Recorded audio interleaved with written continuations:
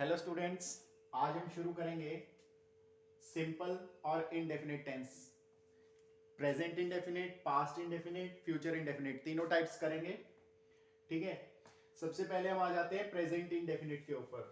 ठीक है, इंडेफिनिट की प्रेजेंट फॉर्म के ऊपर। प्रेजेंट के अंदर जब सेंटेंस बनता है, सबसे पहले सब्जेक्ट, उसके बाद वर्ब की फर्स्ट फॉर्म के साथ एस या ई एस यूज करते हैं अगर सिंगुलर है सब्जेक्ट, और अगर सब्जेक्ट प्लूरल है तो एस या ई एस का यूज नहीं करते, और फिर उसके बाद ऑब्जेक्ट आ जाता है। हिंदी में इसकी क्या पहचान होती है प्रेजेंट की, प्रेजेंट इंडेफिनिट की? इसमें सेंटेंस के आखिर में ता है, ती है व ते है लगा होता है। जैसे राम खाना खाता है, ता है। वह वहां जाता है, वह गाना गाता है, ता है, ती है व ते है। ठीक है, यह राम जो है वो सिंगुलर है, राम खाना खाता है, तो इसके लिए क्या सेंटेंस बनेगा? Ram Yeats food. मैंने बताया था सब्जेक्ट है राम, वर्ब क्या है? ईट। एस या ई एस लगेगा अगर आपका सिंगुलर है सब्जेक्ट, तो यहां पर ईट के साथ एस लगा है, ईट्स फूड। ठीक है, अब नेक्स्ट है प्लूरल के लिए बना के देखते हैं। वे खाना खाते हैं, वे खाना खाते हैं। वे क्या? बहुत सारे, मतलब प्लूरल। दे ईट फूड, यहां पर सिर्फ वर्ब की फर्स्ट फॉर्म आएगी, एस या ई एस का यूज नहीं होगा क्योंकि ये प्लूरल है, सब्जेक्ट यहां पर प्लूरल है। ठीक है, next negative sentence. Negative sentence में हम यूज करते हैं do not, does not. Do not use किया जाता है प्लूरल के साथ, डज नॉट यूज किया जाता है सिंगुलर के साथ। इसी को बना लेते हैं, राम ईट्स फूड। यहां पर इसका क्या आएगा? Ram does not eat food. अब यहां पर सिंगुलर के साथ क्या यूज किया? Does not.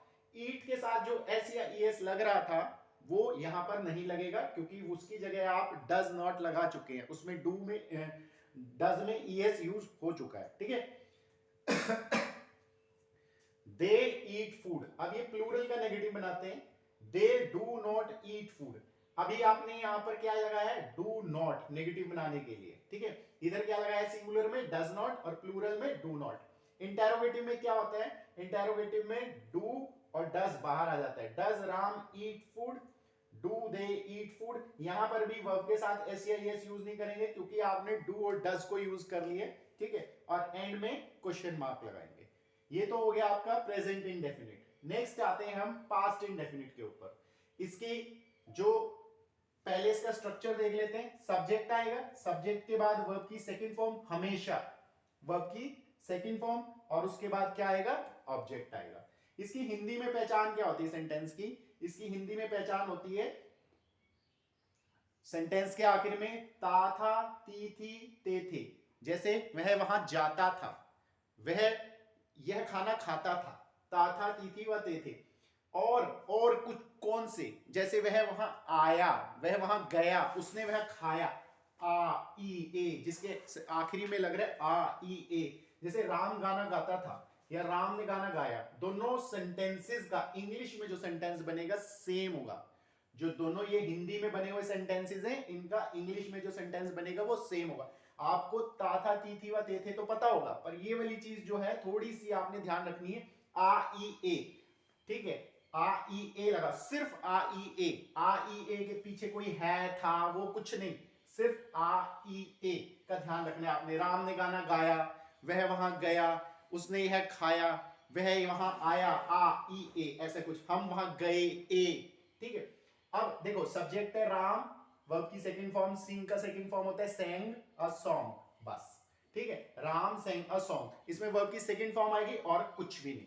नेक्स्ट है नेगेटिव के लिए। यहां पर जैसे प्रेजेंट इंडेफिनिट में डज नॉट और डू नॉट यूज कर रहे थे, यहां पर सिर्फ आप डिड नॉट का यूज करेंगे।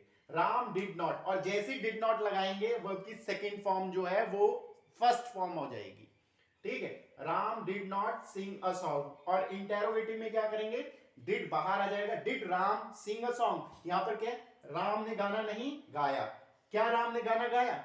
इंटेरोगेटिव में क्या होगा? डिड बाहर आ जाएगा और एंड में क्वेश्चन मार्क।